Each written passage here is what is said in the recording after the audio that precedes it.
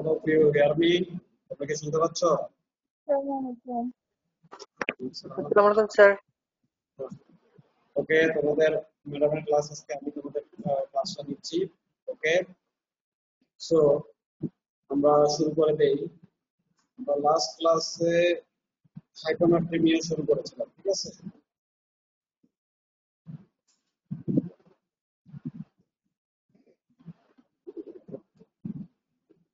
ওকে, hyponatraemia, হ্যাঁ আমরা বলছিলাম যেটা কখন বলবো হাইপোনেট্রিমিয়া হয় তখন হচ্ছে, তোমরা কি শুনতে পাচ্ছ? সবাই শুনতে পাচ্ছ স্টুডেন্টস? জি স্যার। শোনা যাচ্ছে স্যার। আমরা যেটা বলছিলাম যে হাইপোনেট্রিমিয়া, দ্যাট মিন্স যখন সোডিয়াম লেভেলটাকে less than 135 millimole per litre, হ্যাঁ, সেটাকে আমরা কিভাবে ডিফারেন্সিয়েট করেছি? How we classified it according to ECF volume. Okay, তোমাকে যখন কোশ্চেন করা হবে ঠিক আছে, তুমি কিভাবে এটা ক্লাসিফাই করবে? আনসারটা কি দিবে? Sir according to extracellular fluid volume. সে ভলিউমের উপরে ডিপেন্ড করে আমরা ক্লাসিফাই করব। সেটা কি hypervolaemic hyponatraemia, that means ভলিউমটা বেশি থাকবে, হাইপোভলিউমিক হাইপোনেট্রিমিয়া যেখানে ভলিউমটা কম থাকবে, হচ্ছে ইওভলিউমিক, যে ভলিউম হচ্ছে নরমাল থাকবে বাট সোডিয়াম লেভেল থাকবে কি কম, decrease sodium concentration but the volume of the ECB is normal. So we discussed it. Hypervolemic hyponatremia, এটা এমন একটা কন্ডিশন, ঠিক আছে, যেখানে কি হয় ভলিউমটা বেড়ে যায় এবং সোডিয়ামের লেভেলটা কমে যায়।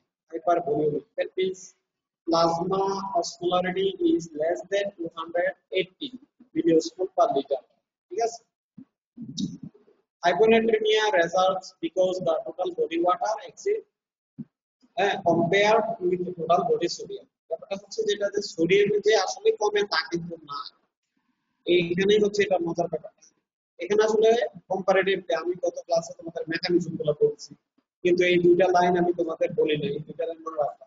কম্পারেটিভলি কিন্তু এখানে আসলে সোডিয়াম কিন্তু কমতেছে না। কথাটা কি সবাই বুঝতে পারতেছো? মানে তুমি যদি শরবত বানাও, তোমরা মনে করো যদি শরবত বানাও, প্রথমে 2 চামচ চিনি দিলাম, হ্যাঁ, আর পানি দিলা হচ্ছে মাত্র 200 ml, তখন খুব বেশি মিষ্টি হবে না? The sweetening of the juices is rises if the solute is more than the solvent. তুমি যেটা জুস বানাও, সলভেন্টের চেয়ে সলিউট যদি বেশি থাকে, মানে সলভেন্টটা কি ওয়াটার, সলিউট হচ্ছে কি সুগার।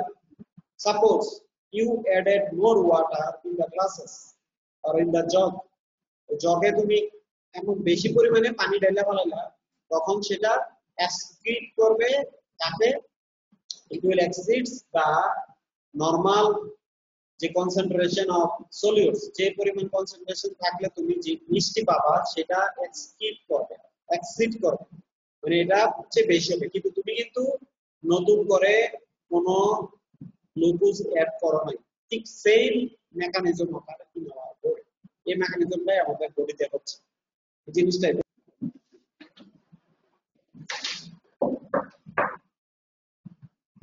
এটা হচ্ছে যে আমার বডিতে কোনো কারণে ওয়াটারের পরিমাণ বেড়ে যাচ্ছে, কিন্তু সোডিয়ামের লেভেল আমার নরমাল আছে। টোটাল বডি সোডিয়াম কি নরমাল অর রাইজড, নরমাল থাকবে, ঠিক আছে? তার কারণে আমার কি হচ্ছে হাইপোনেট্রিমিয়া হচ্ছে comparatively with volume, CF volume. আর কজগুলো আমি অলরেডি গত ক্লাসে ডিসকাস করছি, chronic renal failure, congestive cardiac failure, cirrhosis, nephrotic syndrome, কোয়াশিওপ্যাথি। এবং এই ক্ষেত্রে অবশ্যই এডিমা থাকবে। এডিমা মানে কি? এডিমা হচ্ছে extravasation of fluid from blood vessel to ECF, extracellular fluid, extravasation সেলের ভিতর থেকে, সরি ভেসেলের ভিতর থেকে বাইরে চলে যাবে, এডিমা হবে, পানি জমবে, এটাকে বলা হয় এডিমা, এক্সট্রা ভেসেশন।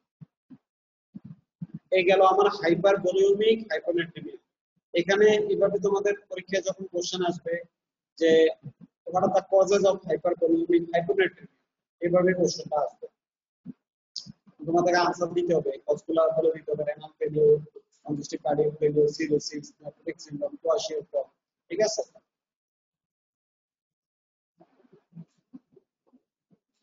ওকে, তারপরে যেটা আমরা বলবো সেটা হচ্ছে হাইপোভলিউমিক হাইপোনেট্রিমিয়া। তারপরে যেটা সেটা হচ্ছে হাইপোভলিউমিক হাইপোনেট্রিমিয়া। ওকে,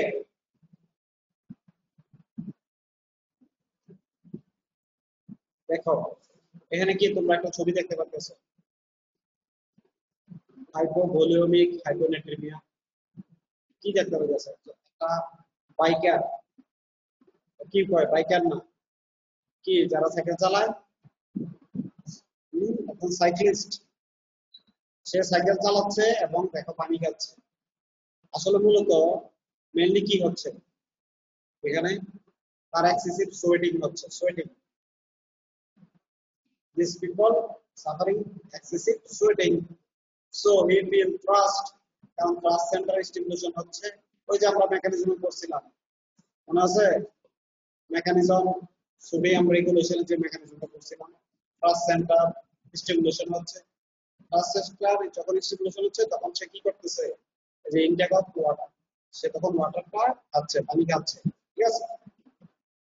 হাইপোভলিউমিক হাইপোনেট্রিমিয়া এই এক্সেসিভ সোয়েটিং এ হয়। এখানে আসলে মেনলি কি হচ্ছে দেখো, হাইপোভলিউমিক হাইপোনেট্রিমিয়াতে ভলিউম কমে যাচ্ছে, এক্সট্রাসেলুলার ফ্লুইড ভলিউমটা যেটা এটা কমে যাচ্ছে।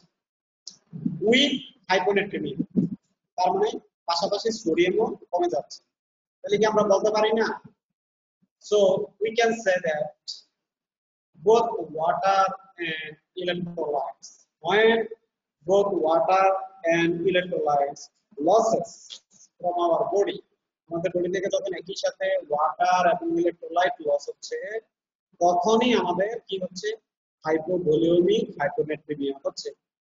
তার মানে ওয়াটারের সাথে সোডিয়াম এবং ক্লোরাইড লস হচ্ছে। ওকে, এইখানে আবার কি হচ্ছে দেখো, total body sodium is increased, এখানে আবার একটু উল্টা, টোটাল বডি সোডিয়ামটা বেড়ে যায়, তবে নট ইন ইসিএল, এটা মনে রাখবা, নট ইন ইসিএল, এক্সট্রাসেলুলার ফ্লুইডে না, এটা কি এক্সট্রাসেলুলার ফ্লুইডে না, এটা হচ্ছে টোটাল বডি সোডিয়াম কথা বলতেছে, টোটাল বডি। ইসিএল আমি যেটা বলতেছি আমার ব্লাডে, আমার সিরামে, সিরামে কিন্তু আমার সোডিয়াম লেভেলটা কমে যাচ্ছে। এবং আমরা যদি কম্পারিজন করি, if we make a comparison between water loss and sodium deficit or sodium loss, we identified that sodium loss is more than the water loss. Sodium loss is more than the water loss. So ultimately hypovolemic hyponatremia is occur. এখানে কি হচ্ছে, সোডিয়ামটা বেশি loss হচ্ছে water হচ্ছে, এবং অবশ্যই সোডিয়ামের সাথে ক্লোরাইড লস হচ্ছে, ঠিক আছে? এবং এই ক্ষেত্রে রোগীদের কি হয়, যে এটাতে আক্রান্ত হয়, হ্যাঁ, যা হচ্ছে ইলেকট্রোলাইট ইমব্যালেন্স হয়, মনে করো হাইপোভলিউমিক হাইপোনেট্রিমিয়া, তার সোডিয়াম লেভেল তুমি কম পাবা, ঠিক আছে? সোডিয়াম লেভেল কি কম থাকে, এবং এই ক্ষেত্রে কি হচ্ছে, plasma osmolarity is low, osmolarity কমে যাচ্ছে, সেটা কত, less than 280 milliosmole per litre, less than 280 milliosmole per litre, 280 কম প্লাজমা অসমোলারিটি। আর আমরা তো জানি অসমোলারিটি কিসের উপর নির্ভর করে, plasma osmolarity sodium, potassium, chloride, এরাই তো প্লাজমা অসমোলারিটিটা মেইনটেইন করতেছে, তো maintain the osmotic pressure of plasma. এখন আমার মেইন যে একটা ইলেকট্রোলাইটস, হ্যাঁ, যে ক্রিস্টালাইটস, সেটা হচ্ছে সোডিয়াম, সোডিয়াম যেহেতু আমার লস হচ্ছে সেহেতু প্লাজমা অসমোলারিটি আমার কি হয়ে যাবে, আস্তে আস্তে কমে যাবে। তো একটা জিনিস মনে রাখো, প্লাজমা অসমোলারিটি কমে যাওয়াটা কি, এটাই হচ্ছে একটা, this is a indicator, this is a indicator of fluid imbalance, fluid electrolyte imbalance, plasma osmolarity, this is a good indicator. এই কারণে আমরা কি করি, how we measure plasma molarity. এই কোশ্চেনটা তো মনে করো সারা জীবনের জন্য তোমাদের লাগবে, সারা জীবন। শুধু যে পরীক্ষায় কাজে লাগবে তা কিন্তু না, বাস্তব জীবনেও তোমার কাজে লাগবে। তোমরা ভাবতেছো স্যারে কি কইতেছে এগুলো উল্টা কথা। আই আই এক্সপ্লেইন ইট। তোমার কাছে মনে করো তুমি ইনডোর মেডিকেল অফিসার হিসেবে একটা মেডিকেল কলেজে চাকরি করো, একটা হাসপাতালে তুমি চাকরি করো। ওইখানে যে তুমি ডিউটিতে আসো, একটা বয়স্ক রোগী আসলো, a old patient, 75 years old patient or 70 years old patient came to you with history of diarrhea for 3 days or excessive sweating for 1 day or diarrhea for 2 days, not 3 days, 2 days. And patient also have diabetes mellitus, uncontrolled diabetes mellitus. এখন এই রোগীটা আসলে তুমি ফিরে কিছু routine পরীক্ষা নিরীক্ষা দিবা, you give some routine biochemical test. কি কি আছে, serum creatinine, random blood sugar, তারপর হচ্ছে প্যাথোলজিক্যাল টেস্ট, এর ভিতর আছে কমপ্লিট ব্লাড কাউন্ট। হ্যাঁ, এরকম দিলা। সবচেয়ে ইম্পর্টেন্ট টেস্টটাই মনে করো তুমি দিলা না, সেটা কি জানো, ইলেকট্রোলাইট প্রোফাইল। তাহলে বুঝতে হবে কি জানো, যদি তোমার এটা দেখে তাহলে তোমার প্রফেসর এসে তোমরা একদম মাথা চুল করে দেবো, তা এই বেটা কি করে এইছস, বায়োকেমিস্ট্রিতে কি পড়ছস, জানোস না কি পরীক্ষা দিতে হবে আগে। অবশ্যই ইলেকট্রোলাইট প্রোফাইল। এবং the interesting thing is that you can find out the plasma osmolarity by measuring this sodium potassium chloride. Plasma osmolarity যে একটা ইয়ে আছে, তোমার সূত্র আছে, সেই সূত্রটা ইউজ করে তোমরা ইজিলি কি করতে পারবা, প্লাজমা osmolarity বের করতে পারবে। তো এইটাই কিন্তু তোমাদের হসপিটাল কোশ্চেন আছে, যে একটা পেশেন্টের সোডিয়াম এত, ক্লোরাইড এত, পটাশিয়াম এত, হ্যাঁ, তার প্লাজমা osmolarity কি বের করো, is it normal or abnormal.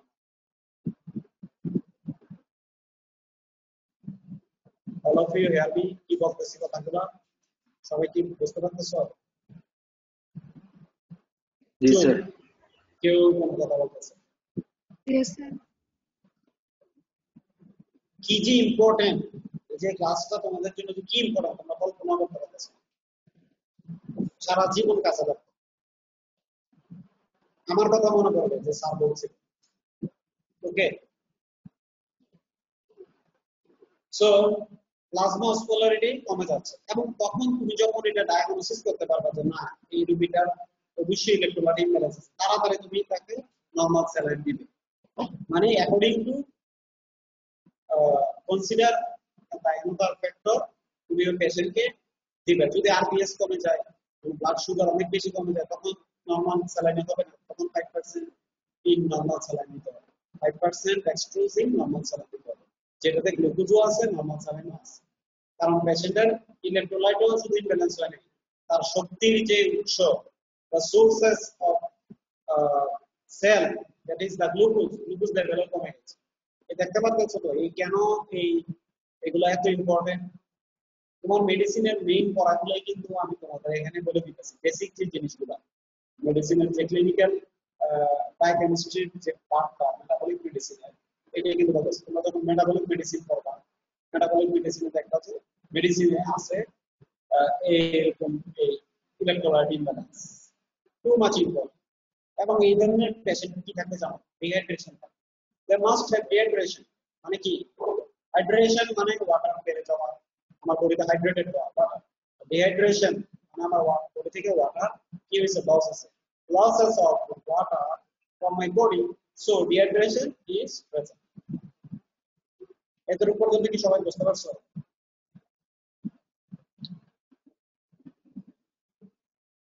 G sir. Yes, sir. আমার কথা হচ্ছে আমি তোমাদেরকে খুব ভাবে পড়াচ্ছি, কিন্তু তোমাদের কিন্তু এটা বুঝতে হবে, ঠিক আছে? এটা বুঝতে হবে যে তোমার যে বেসিক যে ব্যাপারটা সেটা বুঝতে হবে।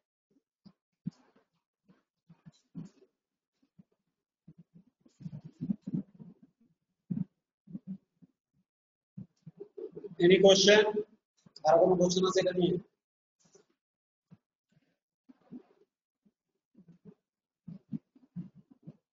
তাহলে আমরা কজে কি বলতে পারি, যে কি কি কজ আছে? what are the causes of hypovolemic hyponatremia? এই যে হাইপোভলিউমিক হাইপোনেট্রিমিয়াটা আমরা কি কজ আছে? কজের ভিতরে আমি প্রথমে বলতে পারি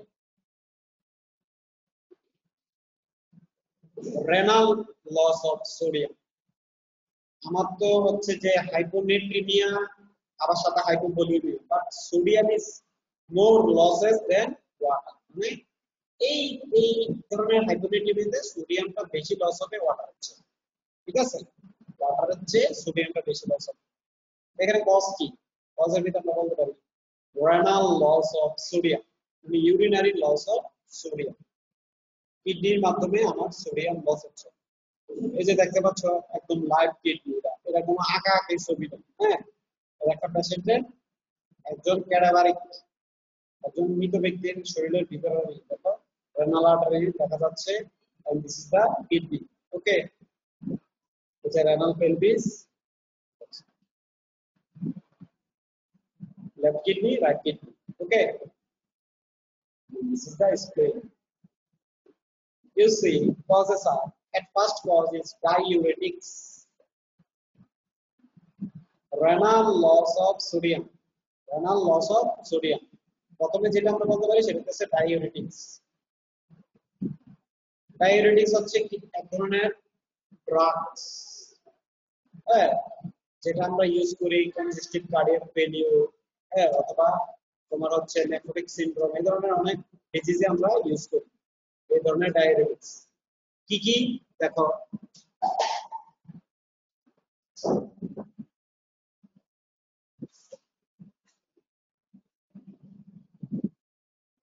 thiazide diuretics, aldosterone antagonist, aldosterone antagonist.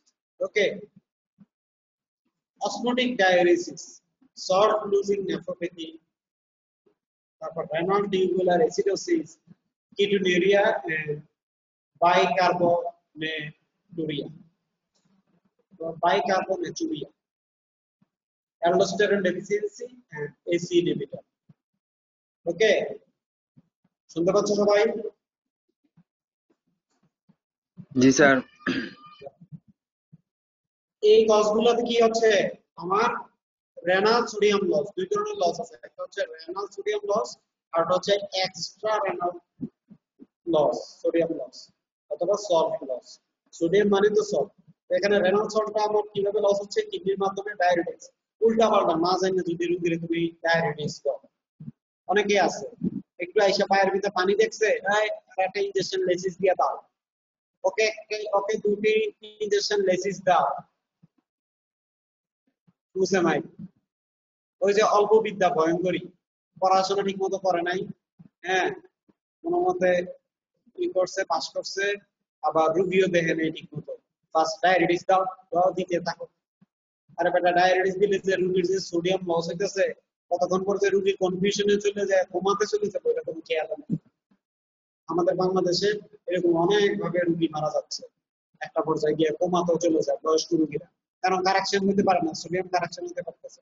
So this is very important, inappropriate use of diuretics, thiazide এবং aldosterone antagonist. aldosterone antagonist মানে কি? aldosterone এর ফাংশনটা কি? aldosterone এর ফাংশন হচ্ছে সোডিয়াম এবং ওয়াটারটাকে রিটেনশন করতেছে। কারণ আমি যদি এমন কোনো ড্রাগ ইউজ করি, if I use such type of drug that will inhibit aldosterone release from adrenal cortex, so ultimately there will be decreased sodium retention from the renal tubules, so ultimately loss of sodium, excessive loss of sodium and also water, and it will causes hypovolemic hyponatremia. Osmotic diuresis, osmotic diuresis যেমন salt losing nephropathy, কিছু কিছু renal disease আছে যেখানে প্রচুর পরিমাণে salt মানে sodium chloride বের হয়ে যাবে বডি থেকে, রেনাল টিউবুলার অ্যাসিডোসিস, হ্যাঁ, টিউবুলার ফাংশনটা কি হয়, ডিক্রিজ হয়ে যাচ্ছে, যার ফলে সোডিয়ামের ইয়ে হচ্ছে না, রিঅ্যাবজর্পশন হচ্ছে না। কিটোনুরিয়া, বাইকার্বনেচুরিয়া, এই ধরনের কজে কি হচ্ছে, অসমোটিক ডায়ারেসিস হচ্ছে। অসমোটিক্যালি কি হচ্ছে, ডায়ালিসিস হচ্ছে। ডায়ালিসিসে তোমরা পড়বা বিভিন্ন ধরনের প্রেশার ডায়ালিসিস, অসমোটিক ডায়ালিসিস আছে। হ্যাঁ, এই ধরনের কেসে কি হচ্ছে, সোডিয়াম এবং ওয়াটার লস হচ্ছে। তারপর মনে করো Addison disease, this is too much important. Addison disease, Addison ডিজিজটা সাধারণত কেন হয়? এটা একটা one type of autoimmune disease, যেটাতে কি হচ্ছে যে তোমার অ্যাড্রেনাল গ্ল্যান্ডের যে কর্টেক্স আছে, কর্টেক্সের ফাংশনটা লস হয়। অনেক কারণ হতে পারে, যদি টিউবারকুলোসিস হয়, if there is infection the adrenal gland, তখন সেক্ষেত্রে হতে পারে। অ্যালডোস্টেরন ডেফিসিয়েন্সিতে কি হবে? There is decrease aldosterone release, so ultimately there is decrease sodium and water retention, pro renal tubules, so ultimately hypovolemic hyponatremia. AC inhibitor, angiotensin converting enzyme inhibitors, এটা হচ্ছে একটা অ্যান্টি হাইপারটেনসিভ ড্রাগ, আমরা রোগীদেরকে দেই। যেমন হচ্ছে রেমিপ্রিল, লিসিনোপ্রিল, ইনারেপ্রিল, এগুলো হচ্ছে AC inhibitor. এই ড্রাগগুলো দিলে কি হয়? এনজিওটেনসিন কনভার্টিং এনজাইম, দেখো খুব বিশাল একটা সুন্দর মেকানিজম। এনজিওটেনসিন কনভার্টিং এনজাইমের কাজ হচ্ছে এনজিওটেনসিন 1 থেকে এনজিওটেনসিন 2 করে। আর এনজিওটেনসিন 2 এর একটা ফাংশন কি হচ্ছে? This is a not only a vasoconstrictor, it also increases release of aldosterone from the adrenal gland. So ultimately, যদি আমি এসি ইনহিবিটর ওষুধ দেই কোনো রোগীকে, তার কি হবে? সোডিয়াম লস হবে, কারণ এনজিওটেনসিন 2 তৈরি হতে পারতেছে না। There is no synthesis of angiotensin 2. So ultimately, hypovolemic hyponatremia is occur.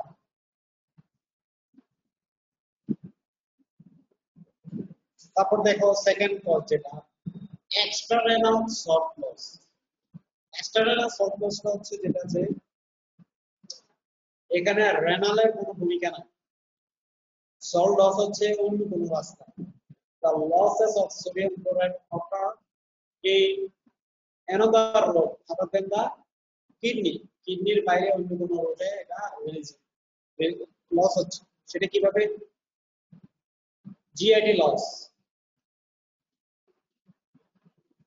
Gastrointestinal tract loss, বুঝছো?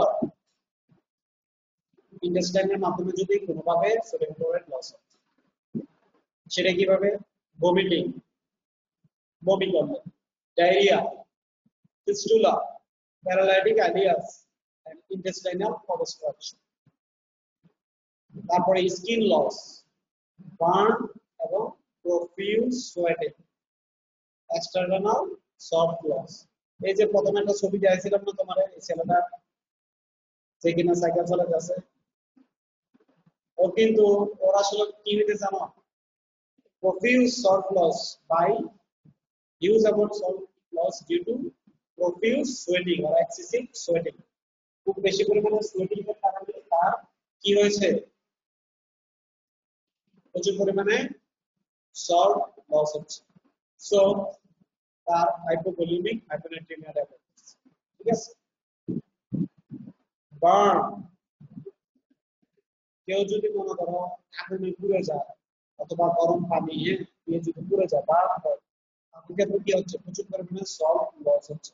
থ্রো স্কিন, এরা দুইটাই হচ্ছে কি জিআইটি লস, স্কিন লস, আদার দেন দা কিডনি, কিডনির বাইরে।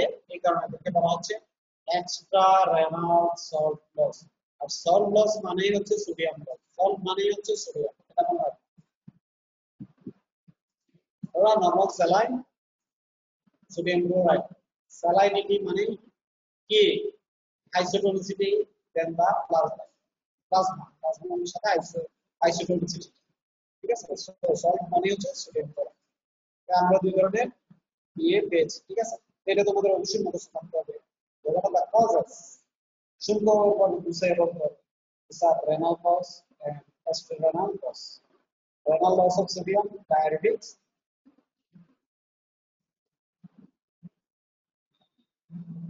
osmotic diuresis, aldosterone deficiency, AC inhibitors. External loss of GIT loss, skin loss. Okay. এতটুকু পর্যন্ত কারো কোনো কোশ্চেন আছে? হাইপোভলিউমিক হাইপোনাট্রিমিয়াতে হাইপোভলিউমিক হাইপোনেট্রিমিয়া যতটুকু পর্যন্ত তোমাদের বলা সবাই বুঝছো? all of you understand till now? I have already discussed. Any question? G sir. এটা জি স্যার বলে কেমন হবে? বুঝছস নি এটা? কোনো কোশ্চেন আছে কিনা সেটা বলো। তোমরা বোঝো নাই এমন কোন অংশ আছে?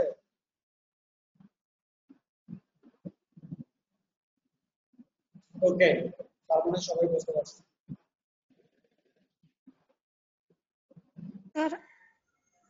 Sir total body sodium content যে বলছে ইনক্রিজড হয়, এটা কি ডিক্রিজড হবে না ইনক্রিজড হবে? টোটাল বডি সোডিয়াম কম্পারেটিভলি ওয়াটারের চেয়ে ডিক্রিজড হবে। Comparatively water total body sodium total body সোডিয়ামের কথা বললাম। টোটাল বডি সোডিয়াম ইনক্রিজড হবে কম্পারেটিভলি। এই যে দেখো আমি প্রথমে বলছি, সুন্দর কোশ্চেন করছো। এই যে দেখো টোটাল বডি সোডিয়ামটা ইনক্রিজ করে।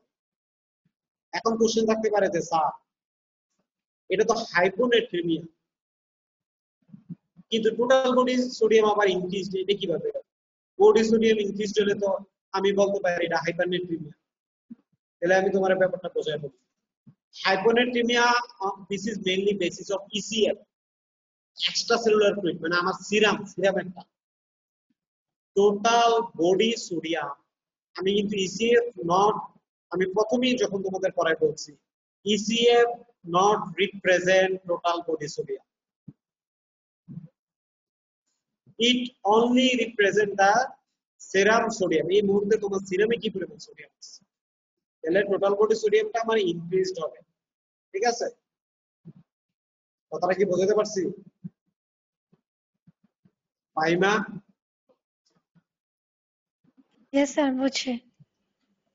টোটাল বডি সোডিয়ামটা ইনক্রিজড হবে, ইনক্রিজড বেড়ে যাবে। ওকে, গুড কোশ্চেন। আর কারো কোনো কোশ্চেন আছে?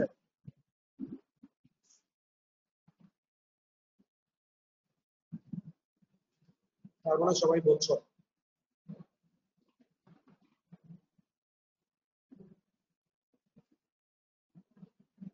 অঙ্কন সূত্রধর 95। Yes, sir. বুঝছো তুমি এটা যা বলছি? Yes, sir. Sharmin, Sharmin 0, Yes, sir. বুঝতে পারছো? जी ওকে, sir. 09043 43 जी sir. जी sir. 50 50 Yes, sir. 52 52 जी sir. বুঝতে পারছো তো? Very very important topics. Okay, এবার আসি আমরা ইউভলিউমিক হাইপোনেট্রিমিয়া। ইউভলিউমিক হাইপোনেট্রিমিয়া শুধু একটা জিনিস জেনে রাখো, এখানে টোটাল বডি সোডিয়ামও কমে যাচ্ছে, টোটাল বডি ওয়াটারও কমে যাচ্ছে। Excessive electrolyte free hypotonic fluid infusion যদি করি তখন সেক্ষেত্রে হইতে পারে। মনে করো সোডিয়াম ছাড়া কোনো রোগীরে যদি তুমি শুধু হাইপোটোনিক 5% দিতে থাকো ইনফিউশন করো, সেক্ষেত্রে হইতে পারে। আবার কেন হইতে পারে? Syndrome of inappropriate antidiuretic hormone. তখন কি হবে? এডিএ যদি পর্যাপ্ত পরিমাণে রিলিজ না হয় কোনো কারণে, ওয়াটার মানে হাইপোটোনিক ফ্লুইড বেড়ে যাবে, বডি থেকে লস হবে। এক্সেসিভ ইলেকট্রোলাইট ফ্রি যদি লস হয়, ইলেকট্রোলাইট ফ্রি ফ্লুইড লস হলে ইউভলিউমিক হাইপোনেট্রিমিয়া। এখানে আসলে মেইনলি ওয়াটারের সাথে সোডিয়াম সমপরিমাণ কমে যায়। ঠিক আছে, overhydration such as in psychogenic polydipsia. মনে করো কারো একটু পর পর পানি খাওয়ার ইচ্ছা হয়, একটু পর পর সে পানি খায়, একটু পর পর পানি খায়, এই ধরনের কেসেও কি হতে পারে? Euvolaemic hyponatraemia. এক্ষেত্রে প্লাজমা অসমোলারিটি লো থাকবে, less than 280 milliosmole per litre. Extracellular fluid ভলিউমও কি নরমাল থাকবে, ঠিক আছে? এক্সট্রাসেলুলার ফ্লুইড ভলিউম নরমাল থাকবে। ওকে, সবাই কি বুঝতে পারছো?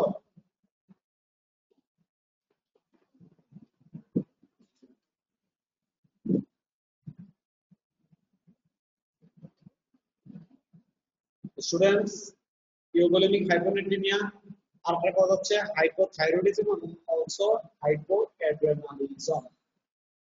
এখানে টোটাল বডি ওয়াটারটাও কমে যাচ্ছে এবং সাথে সাথে টোটাল বডি সোডিয়ামও কমছে, ঠিক আছে?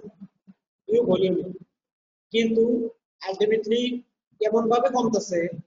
ইলেকট্রোলাইটের চেয়ে হাইপোটনিক ফ্লুইডটা, হ্যাঁ, যদি তুমি বেশি ইনফিউশন করো এই ধরনের কেস এটা হতে পারে। 5% দিয়ে যদি তুমি পেশেন্টকে বেশি দাও, ঠিক আছে? আর এসআইএডিএইচ কি হচ্ছে? এটা এমন একটা ডিজিজ, এটা তোমার যদি পিটুইটারি গ্ল্যান্ডে টিউমার থাকে তখনও হতে পারে এডিএইচ যদি কোনো কারণে কমে যায়। Urinary sodium increased, urinary sodium releases অথবা aspiration is increases comparison with water. এটা একটা খুব জটিল ইউভোলিমিক হাইপোনাট্রিমিয়া এবং অনেক সময় এটা পাওয়া যায়। এই ধরনের রোগীদের ক্ষেত্রে আমরা পাবো হাইপোথাইরয়েডিজম বা হাইপোঅ্যাড্রেনালিজম, এই ধরনের রোগীদের ক্ষেত্রে আমরা এই সমস্যাটা পাবো। তারা হচ্ছে ইউভোলিমিক হাইপোনাট্রিমিয়া। এদেরকে কারেকশন করার জন্য আমরা কি দেব? সোডিয়াম রিচ ফ্লুইড দেব, যেমন সোডিয়াম ক্লোরাইড এবং নরমাল স্যালাইন, হ্যাঁ, যাতে তার কি কারেকশন হয়? সোডিয়ামটা correction. If the sodium is corrected, then also water will be corrected with sodium. Okay, সবাই কি বুঝতে পারছো?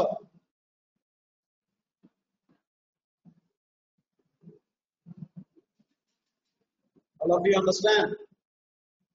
একটা কোশ্চেন ছিল স্যার। Of course, কি কোশ্চেন বলো? স্যার ধরেন মানে আমরা তো এখন বাসায় আছি, এই অবস্থায় যদি আমরা যদি প্রতিদিন যে পরিমাণ পানি খাওয়া দরকার এর থেকেও বেশি পানি খেতে থাকি, তাহলে স্যার কি হাইপোনাট্রিমিক সরি মানে স্যার এই হাইপোনাট্রিমিয়া হওয়ার পসিবিলিটি আছে কিনা স্যার? ওই যে প্রথমটা যেটা accident electrolyte free hypotonic fluid infusion. অবশ্যই খুব সুন্দর কথা বলছো। এই ক্ষেত্রে তোমার অবশ্যই হবে, তুমি যদি তোমার বডি থেকে ফ্লুইড, হাইপোটনিক ফ্লুইড মানে ওয়াটার বের হচ্ছে না, কিন্তু সারাদিন একটু পর পর তুমি পানি খেতেছো, মনে হইতেছে গলার ভিতর কাটা আটকাইছে। এটা কাদের হয়? তাদের মনে হয়েছে গলায় মাছের কাটা, ফিশ বোন আটকায়। তারা মনে করে যে না, আমার গলায় পানি খাইলে আমার হয়তো চলে যাবে, একটু পর পর পানি খাই, একটু পর পর পানি। কম্পারেটিভলি হাইপোটনিক ফ্লুইড তুমি বেশি খাচ্ছ, তুমি যে পানিটা খাচ্ছ এতে কিন্তু আর লবণ মিশানো আছে, সোডিয়াম ক্লোরাইড তো আর মিশানো নেই, এটা কি ফ্লুইড? হাইপোটনিক। এটা খাচ্ছ, আলটিমেটলি অবশ্যই তোমার ইউভোলিমিক হাইপোনাট্রিমিয়া হবে। এই কারণে দেখবা এক গাদা পানি খেলে কি হয় জানো? মাথাটা ঘুরায়, মানে মনে হয় যে খুব টায়ার্ড লাগে, একটু ফেটিক লাগে, ফেটিক, লেথার্জি লাগে, দেখবা যে একটু ঘুম ঘুম ভাব আসে। বেশি পেট ভরে পানি খেলে, খালি পেটে খুব বেশি পরিমাণে পেট ভরে পানি খেলে, মানে if you intake lots amounts of water in empty stomach, you feel it, fatigue, lethargy, মানে মনে হচ্ছে যে একটু ঘুমাই। এটা কেন হচ্ছে জানো? কনফিউশন হচ্ছে, তোমার লেথার্জি হচ্ছে, কারণ কি? সোডিয়াম লেভেল কমে যাচ্ছে, কিন্তু একটু সময় লাগে। পানি খাওয়ার দেখো 2 থেকে 3 ঘন্টা পরেই তোমার এরকম লাগছে। কথাটা কি বোঝাতে পারছি? স্যার সেক্ষেত্রে স্যার এই ক্ষেত্রে স্যার মানে ইউরিন বেশি বেশি প্রডিউস হওয়ার কথা না স্যার? হ্যাঁ অবশ্যই পানি বেশি হবে। খাওয়ার ফলে হ্যাঁ, এটাকে বলা হয় ওয়াটার ডায়ারেসিস। তুমি যেটা বলতেছো এটাকে বলা হয় ওয়াটার ডায়ারেসিস। তখন অবশ্যই দেখো যে বেশি বেশি প্রস্রাব হবে, ইউরিনেশন হবে। কারণ তুমি যে পানিটা বেশি খাচ্ছ এক্সেসিভ, যেটা তোমার ইসিএফ ভলিউম অনুযায়ী, তখন তো কি হবে? এডিএইচ রিলিজ আস্তে করে কমে যাবে। কারণ কি? অসমোলারিটি কিভাবে হচ্ছে, তোমার কমে যাচ্ছে। আর অসমোলারিটি কমে গেলে পাশাপাশি এডিএইচ কমে যাবে। আর এডিএইচ রিলিজ যদি কমে যায়, অ্যান্টিডায়ারেটিক হরমোন রিলিজ যদি কমে যায়, আলটিমেটলি তোমার কি বেশি হবে? প্রস্রাব বেশি হবে। কারণ ওয়াটার তো কালেক্টিং রাখতে রিঅ্যাবজর্ব হচ্ছে না, এগুলো করুন চ্যানেলগুলো তো খুলতেছে না, তখন তুমি একটু পরে পরে পট্টিতে দৌড় দেবা, প্রস্রাব করতে দৌড় দেবা। সো ওয়াটার ইনটেক আমরা করবো কি? পরিমিত পরিমাণে করবো, খুব বেশিও খাওয়া যাবে না, খুব কম খাওয়া যাবে না। Okay, this must be depends on also in environment. এনভায়রনমেন্টের উপরও নির্ভর করে। গরমের সময় বেশি, আবার শীতকালে মনে করো তুমি দেখবা যে তোমার পানি খাওয়ার ইচ্ছাটা কম যাবে, কেন? ওই যে সোয়েটিং কম হচ্ছে। ওকে, তোমাদের সময় শেষ। ইনশাআল্লাহ নেক্সট ক্লাসে আমরা আবার বাকিটা নিয়ে আলাপ করবো। Pseudo hyponatraemic. Okay, thank you all. Sir.